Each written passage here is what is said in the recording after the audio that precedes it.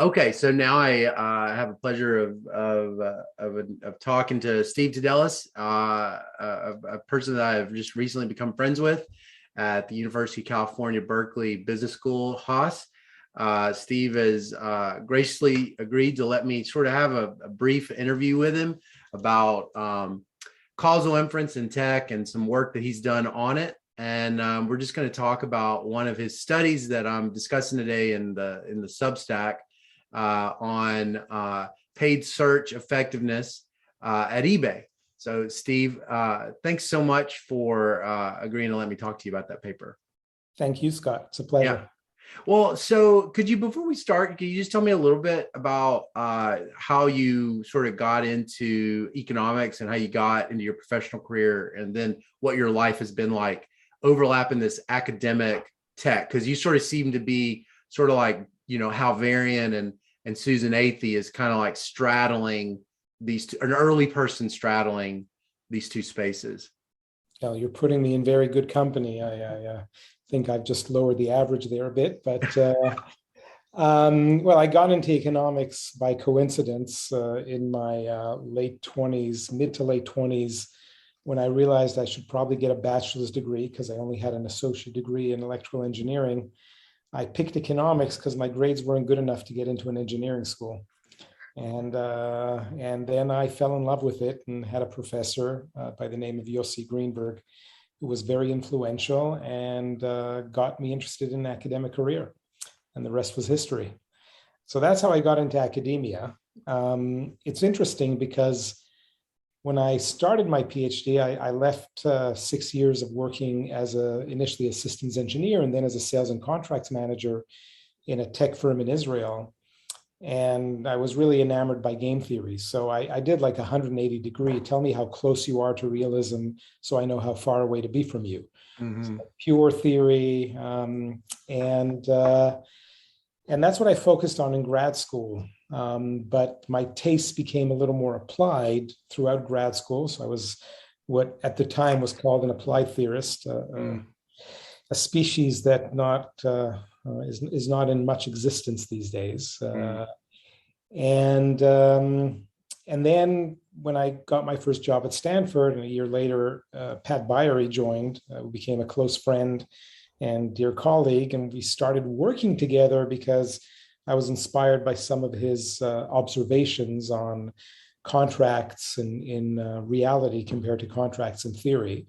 And then through Pat, I got interested in empirical work. And shamefully, I will admit that I still have other people doing all the coding because I don't know if my friend Guido Imbens, I'll brag a little there, will remember when he was a professor at Harvard and we met and I was a first or second year student. I think I told him once, tell me how close you are to econometrics so I know how far away to be from you. Again, I really wanted nothing to do with data, but my interests apparently were always more applied than I was willing to admit. So I got into teaching myself the ideas behind correct applied microeconomics, but never enough to sit down and clean data and pull data and run regressions. And thankfully, I've been blessed with many co-authors that have been patient with me not doing that part of the job, but participating and contributing in other ways. Yeah. And eventually, I found my way to eBay. They tapped me a little over a decade ago, asking if I want to come and spend some time there, and it sounded like Disneyland to me. Yeah. So that's how I started my foray back into industry, kind of full circle from what I ran away from when I started my PhD. Yeah. Yeah. How have you liked it? What's sort of the things, how would you compare to someone that doesn't know, how the other half lives? What would you say is similar and what's different? What do you think people should know more about it? Okay. So I'd say the two most striking differences for academics who don't know what's happening in industry is, the con, let's say, is what you work on is constrained by what the business is interested in. Like put Microsoft Research aside, because that's an entity that's, a whole different animal. Used to have Bell Labs and other such entities that mostly have disappeared. But the pro is that, one, you're working on things that have a real impact on the company's, success, bottom line, product, et cetera. Yeah. And second, I have to say the 90-10 rule or 80-20 rule is practice in industry, and it is refreshing when you get 80 to 90% of the work done. And this is good enough. Ship, launch, move on. Oh, that's great. As opposed to the 6 to 12 months of working on a paper, reaching the 80-90, and then spending the next 3 to 10 years dealing with referees who don't always bring it to 100. Yeah, exactly. Right? Oh, that's a big sell. Yeah. Sold and more money. That sounds great. Yeah. Wow, that's awesome. Well, so I want to talk about this paper that you published in Econometrica with, let me just remind myself of the authors, Blake and Nosko. Right, Tom Blake, Chris Nosko. Yeah. Can you tell me a little bit about the idea for this paper, where it generated? I teach microeconomics to MBAs. Which is a course about how to think about stuff, right? And my first slide has the following question: what are the two things that create success? And number one is dumb luck, right? And number two is good decision making, often mixed with dumb luck. And I have to admit that this paper was written because of some dumb luck, and then some good decision making, but. There were at least, I would say, 3 points in this process that were purely dumb luck. And let me describe them. So first of all, Chris and I were both at eBay. We started together. He graduated from Harvard, took a year postdoc, deferring an offer from the University of Chicago Booth School, the marketing department. And we were given free range to work on whatever we wanted, as long as it had some business relevance. Right. And we were advertised in the company as, hey, we now have economists. Anybody want to speak with them? And one of the groups that reached out was some folks in marketing. And in particular, they were interested in measuring what they call customer lifetime value. Think of this basically as the expected net present value of a random average customer. I see. So, some prediction of how many purchases they'll make, what's the average price, when will they churn, and so on. And they had some models that were really not very smart, to say the least. And we try to help build other models, but that got us exposed to some other folks in the marketing group. And one of them reached out to me and asked me, oh, so you're an economist, do you know econometrics? Now, when an economist asks me that, I usually say, oh, well, yeah, but not really. I mean, Heckman knows econometrics, and Guido Imbens knows econometrics, and and Scott Cunningham knows econometrics. I don't really know econometrics, but I realized that in that setting, saying yes was probably a safe choice. And they said, "Oh, that's great, because we have this new econometrics initiative." And it turns out they basically hired a consulting firm to try to measure the causal impact of dollars spent on different advertising channels. Wow. And I was intrigued because I know that there's endogeneity problems up the wazoo. Yeah. And how are they going to solve that? Because I knew that they weren't doing any amount of experimentation. Right. But to my surprise, what they said, oh, do you mind speaking with these consultants and tell us what you think about their approach? Right. So, in other media outlets, I went into the colorful details, and the long and short of it is they were just running mindless regressions. Basically regress sales on marketing spend, which has so many problems. Right. And they thought that by controlling for seasonality and stock market and unemployment, they're basically measuring the causal impact, which of Right. course we know is not true. So then I started evangelizing the need for experimentation, especially because it was so easy to do within these frameworks, or at least some of these frameworks. Yeah. That fell on deaf ears because the folks who ran the marketing side just didn't want to experiment, didn't want to shut things down, right? They had this very deep belief that everything is working great. Yeah. And things basically stalled because they were not willing to do this.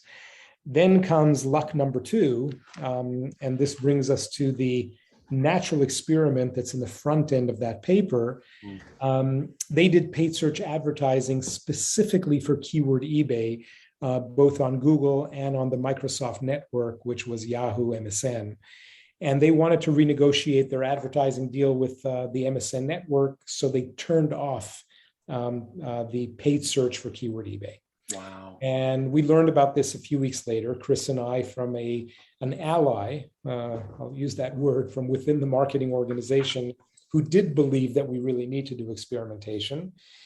And then we got our hands on the data, and Chris did his magic, and lo and behold, what we thought would be true was true. In that keyword eBay itself has zero causal impact, or in the jargon of the industry, has zero lift. That's a term that they use. Because when someone types the word eBay into their browser, they're basically saying, I want to go to eBay. Exactly. Putting that ad in front of them is really just doing nothing. Then we took those results and showed them to the CFO of North America, who said, okay, you were right all along. What do we do next? And that's when we said, let's do a real controlled experiment. And they pretty much gave us the keys to do that. Yeah. And that's what we did over a period of several months, designing it, reaching certain compromises. So we really wanted to do a very clean, treatment control, completely random. They really insisted on having some subsets of geographic areas that match on historical trends, which has some value, but at the end of the day, it didn't happen to be that important. And then we ran the experiments and again showed that the causal impact of advertising was literally an order of magnitude smaller than what they thought it is. And rather than giving them a positive 50% ROI on about $250 million, they had a negative 60 to 80% ROI, which obviously is a lot of losses. And then indeed, they really cut back the budget, started doing things differently. And just to add, the last and third part of the luck was we were obviously interested in publishing this. Right. And a lot of people at eBay didn't want us to publish it. Oh, because really? Sure. it didn't make the company look very smart, right? Right. But they were doing what everybody else was doing. It's not that they were outliers. And that's where, luck number three happened. We got refusal after refusal up the chain. And then Google redesigned their algorithm of organic search, which caused aggregators like eBay to plummet in the organic search. This is the whole area that people refer to as SEO, or search engine optimization. This is not about the ads, but about having your website have the characteristics that it's more likely to show up in a Google search. Right. The leadership was, livid over this Google change and very upset.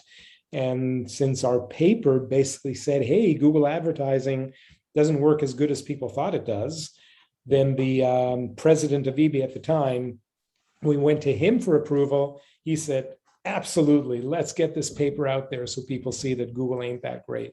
Wow. So that's how the paper actually got into the public domain. Wow. So like I said, luck trumps careful designs any time of. Yeah. Right. That's really fascinating. I want to follow up on a couple of things, and I don't want to keep a lot of your time, but there was a lot of things you said. I want to talk a little bit about causal inference with respect to natural versus controlled experimentation. And I was curious, these are kind of connected. And so maybe you can answer these in a connected way. One is, I just was kind of wondering, given the pervasiveness of the A/B testing, what exactly do you think are the barriers to doing randomized control trials, given A/B testing is so common? Right. That's a great question. And, there's a combination of disciplinary frictions and that lead to kind of politics. Unfortunately, politics is part of everything. So the introduction of economics into the broad umbrella of data science, so let me just use that as our broad umbrella, and data analytics is relatively recent.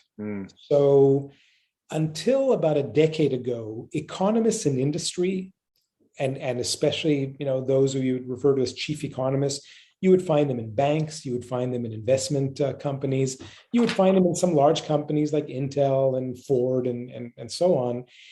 By and large, they were all into forecasting. Okay, what are things going to look like over the next 3 years? So we have some input into our planning. Okay, that was it. Yep. And so really think very simple time series, relying mostly on government data and maybe some other survey data and stuff like that. And then about 10 years ago, 11 years ago, things started to shift, initially with actually not Google and Microsoft, where Hal and Susan, as you mentioned, were very early participants and had some very important impacts there. It actually happened more with Yahoo and Amazon. And in very different ways. Amazon hired Pat Byery to become their chief economist. Yeah. And Yahoo hired Michael Schwartz, who's now the chief economist of Amazon. He was then an assistant professor at Harvard. And then after that, Preston McAfee, who was at Caltech, to build a research-oriented team. So it's very interesting. These were two different trajectories.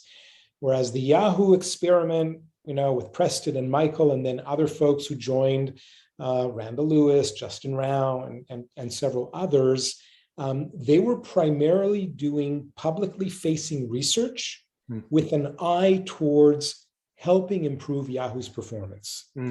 So one of their big projects that is a working paper by Michael Schwartz and Michael Ostrovsky was introducing Meyerson optimal auction design, namely optimal reserve prices, into the auctions for paid search advertising and display advertising. And that had a huge bottom line impact in the magnitude of hundreds of millions of dollars. Wow. At Amazon, the path that Pat took was more like, no, this is not about research. This is about leveraging hardcore applied econometrics, applied micro, and later time series and applied macro to help Amazon be better at what Amazon does. Right. And because of that, Amazon grew in a very different way. The group at Yahoo remained, a handful, maybe a dozen people, whereas at Amazon, it just grew exponentially. I don't know the numbers now, but we're talking many hundreds of PhD economists working at Amazon and scattered across many different parts of the company. So now going back to, introducing causal inference a la economics, right? Natural experiments, potentially score matching, stuff like that.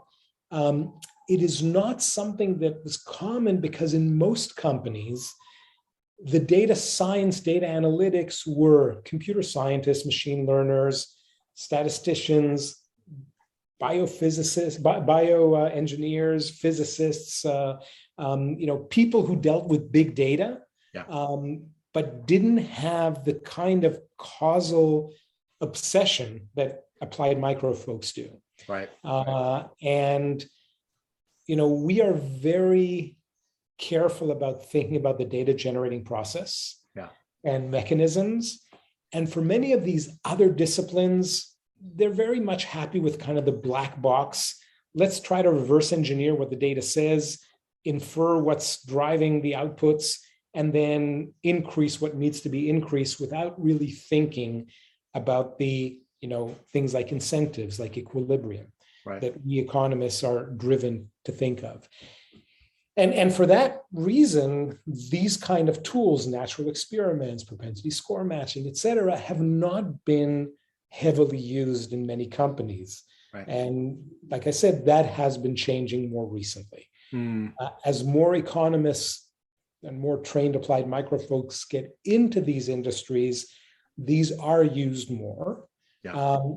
But again, because they're so different, one needs to be a very good ambassador for why these are needed and how they complement other methods for leadership to embrace that. Right. And that's not always easy. Yeah. Right.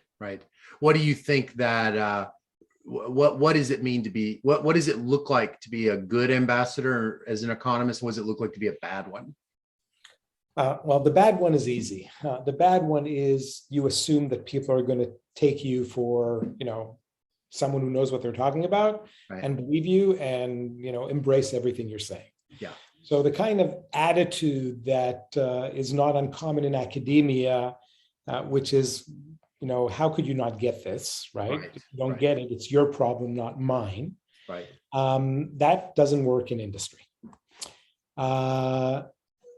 One of the most powerful ways of getting people to listen is to find some area where the conventional wisdom is so strong, and then with some relatively simple applied microeconometrics, you show that it's actually wrong in a way that you could explain it to an intelligent but not technically savvy person. Right. Those are where the big wins happen. Right.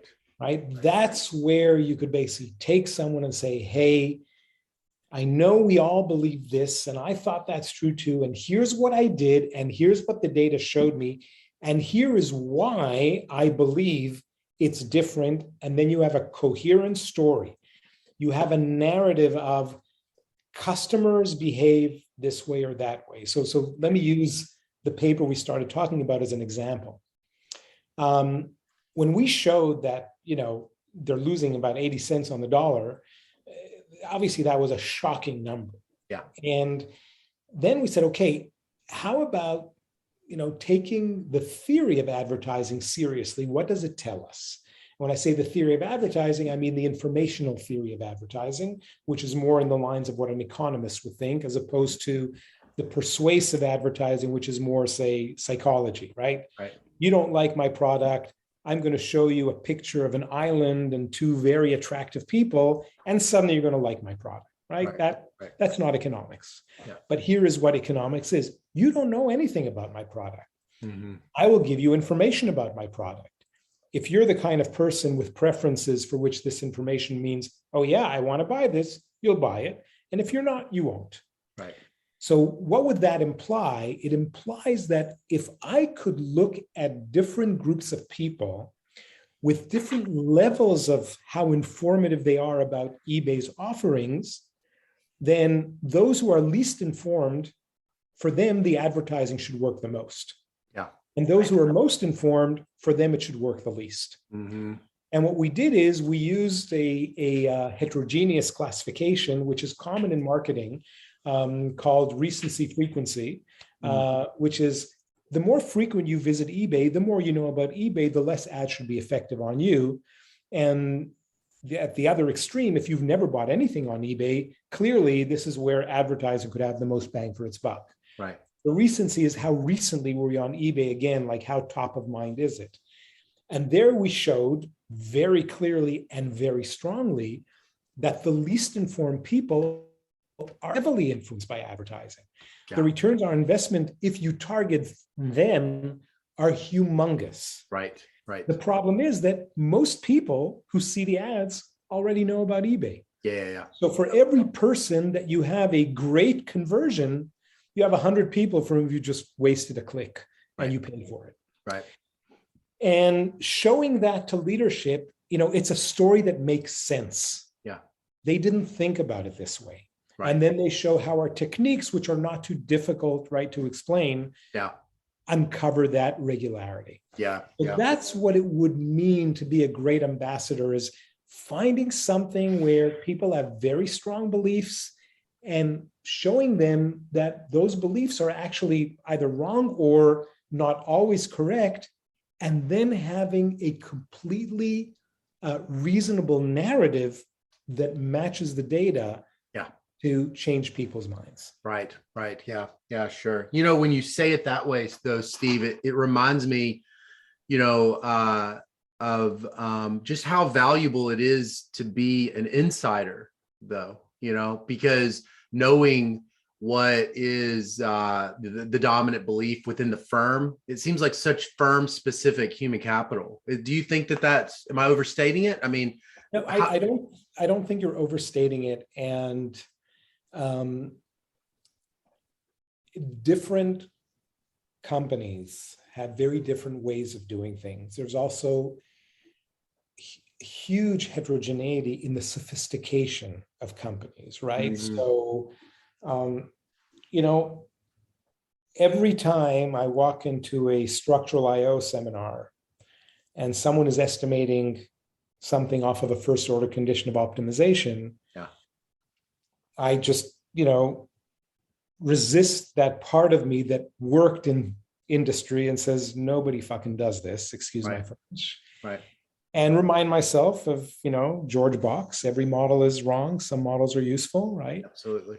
It is a useful model. It takes a model to beat a model, depending on, how forceful whoever's presenting their work is.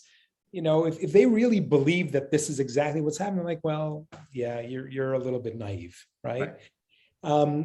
So different companies have different inside stories, different biases, different procedures, and no two companies are alike. I'll advertise a paper of my good friend and colleague Matt Backus, and co-author, his job market paper when he was on the market the first time. It's coming out in, maybe it already came out in Econometrica, that shows that when you have increased competition, then companies seem to become more efficient. And of course, for a lot of economists, like, no, everybody's supposed to be as efficient as they can be, but no, it just doesn't work that way. Right? When you turn the heat up, then people start, running around trying to see how they could do things better. A lot of companies are satisficing, each in their own different way. Right. We don't have great applicable models of bounded rationality, unfortunately. Right. So we resort to the models we know and love. And again, they have merit, they have value directionally. But every company has its own way of doing things, and there is no substitute for seeing how the sausage is made and recognizing that it's made in very different ways in very different companies. Any academic who has the opportunity to engage with a company, in my opinion, should. Because it really will give whoever does that an insight into how things are done. And again, it doesn't mean that we need to throw away the baby with the bathwater. No, we don't. We have extremely valuable tools and techniques. But realizing where the limits are, where those boundaries of applicability are, is important. Well, Ronald Coase's theory of the firm, I believe, had a lot to do with just speaking with managers. Absolutely. There's a lot that I think we forget and there was the macroeconomist at Yale that did just interviews with people to better understand hiring during recessions. There's just a lot we just do not do, and we just leave all this free knowledge on the table. Right. No, I will never forget. I was a grad student in 92 or 3 when Bewley from Yale came to the theory seminar to present this. people didn't even know what to do, like Yeah, I what to bet. say, because Right. they know him as a hardcore theorist, Right. writing sophisticated models, and here he Yeah. is interviewing people. And I remember, since it was my first year in grad school, and this was after I left the company for 6 years, things like, when employees are happier and then they're more productive, I'm thought, I hope this is not news to anybody in this room. But Right. yes. Right. Well, so this project started with a natural experiment. But let me ask you, in But counterfactual. importantly, right, it was a natural experiment that happened without any of our intervention, right? Exactly. Right. Mhm. Right. Right. So the thing is, in industry, the A/B testing concept, it's kind of funny. Like the broader sciences have known about the value of physical randomized experimentation for most of the 20th century, but in the social sciences, we didn't for a long time have those physical experiments, and there was a focus on other ways of getting at those same questions. And so I was kind of curious, like, it, do you think that industry in tech or whoever really do they see the value? What's keeping them from seeing the potential of the natural experiment? And what do you think is the main value to you of those natural experiments? Oh, that's a great question, and not an easy one for me to answer. I guess my knee-jerk reaction is, well, let's remind ourselves that natural experiments are serendipitous. Yeah. Which then means that they're very much a lucky retrospective. Right. Okay. When you think of the great research, that started, I guess, in the 80s, 90s with natural experiments, right? If I kind of think of Josh Angrist's, right, famous lottery paper, right, which, you could argue it's a random experiment, but it's a natural experiment. Nobody designed it. Right.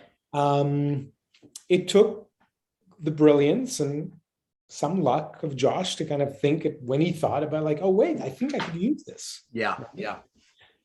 Or if we think of, the Card Kruger work on minimum wage, again, it's like, oh, wait a minute, we just heard that this thing happened in Pennsylvania, and, New Jersey is here, and here's the border, and okay, let's take advantage of this. Right. And in many ways, I was equally lucky when I was at eBay, and it's true, I was already engaging with the marketing people. So I when they did that thing, when they turned off keyword eBay on the MSN network and not on Google, I'm like, okay, here's something I could sink my teeth into. Right. It's not the way industry typically runs, because people are so focused on the inside, on the now, on where we're going, that just taking a step back and just asking, okay, to answer this, where might we find some natural experiment that we or someone else may have engaged in to get some data on this? It's just not how industry works. And to be honest, because of its serendipitous nature, I don't think one could devise a playbook of here's how to take advantage of natural experiments. Because, if you're in some company, tech or not, there may not be any natural experiments. Exactly. Right. And you might be wasting 3 months looking for stuff that don't exist. Right. So, I think that educating people on the value of natural experiments and adding it as a tool in the toolbox is an important exercise. But there's no reason to believe that this would become an overwhelming, right? As opposed, say, to propensity score matching, right? Which is something that any company with enough data on their clients could use. Yeah. That has been my hunch also, is the propensity score matching is such a nice thing to teach, because at worst, it's a self-conscious effort to address a lot of known selection biases, like to think more carefully about that. And it's something that is easy to implement. It's something that really rewards a lot of domain specific knowledge, because you really can't defend any propensity score matching unless you're really an expert on, the treatment assignment fairly well. Exactly. And who's going to know that if not the experts of the firm? And who are the experts of the firm? The people that are in the firm, Right. and that are in those departments that are working on just search or whatever. Exactly. Yeah, that's a really good point. I've thought that too. It's neat that you say that. Well, so I have one more question. That's this issue of heterogeneous treatment effects. I think like one of the things that I noticed in your paper was, this finding of effects for one group, because it supports your information interpretation of the advertising, I guess actually two things I want to say. One is your paper really shows the value of this social scientific background, this theory of advertising, and you see the practical relevance of it. But then related to that too is there are these heterogeneous treatment effects. One group benefits, one group it's a waste of money. I was curious about, the response that you got from that. Was that something, that was at all surprising to people, or? It was the kind of thing that, yes, people were, well, the big surprise was just how ineffective paid search on average was. Right. And then once we kind of said, well, on average is one thing, and then figuring out what are the margins over which it works is a different exercise. When people saw that, there was definitely this, oh, yes, of course moment, right? Oh, I see, said the blind man. I think that there definitely is an appetite in industry to think about heterogeneity among their customers, because something that is, not lost on business people and industry people is this whole topic that in industry is referred to as market segmentation, right? Marketing, right? What are my different market segments? A company like Spotify understands that students are different from adults, quote unquote, who are singles are different from couples or families. Let's do what in economics we call price discrimination, and in marketing and industry we call market segmentation. Right. So the awareness of heterogeneity is there, but the use of heterogeneous treatment effects in experiments and in other ways of getting down to causal inference is not as widespread. Now, one area that I think is very promising is the whole arena that folks like Guido and Susan Athey and Viktor Chernozukov and Chris Hansen's at Chicago, and I'm blanking on the guy's name at Duke. I think Italian name, but he'll forgive me. Peter Ardiciano? No, I can never say his last name. No. Yeah, someone who's been working a lot with Viktor Chernozukov. But anyway, okay. This whole idea of taking machine learning and causal inference and mixing them together, right? That is in a way that is very much tailored towards heterogeneous treatment effects. I see a lot of promise in that, because this is something that the A/B testing folks who are coming from machine learning, computer science, and other things, but no, we're going to do this A/B test. They totally see the value in using these combinations. I mean, after all, what are all these machine learning advanced stuff and the random forests and all that? It's a bunch of sophisticated, non-parametric, multi-layered regressions. That's what it is, right? And then understanding that you could take that together with experimentation, I think is a really important contribution. I know that it is being implemented in different companies, some more than others. You have the related stuff that I'm really not at all qualified to speak about. The whole, bandit models where you're running a bunch of experiments and then shifting the amount of exposure depending on the early success. Also I think has a lot of practical promise. Those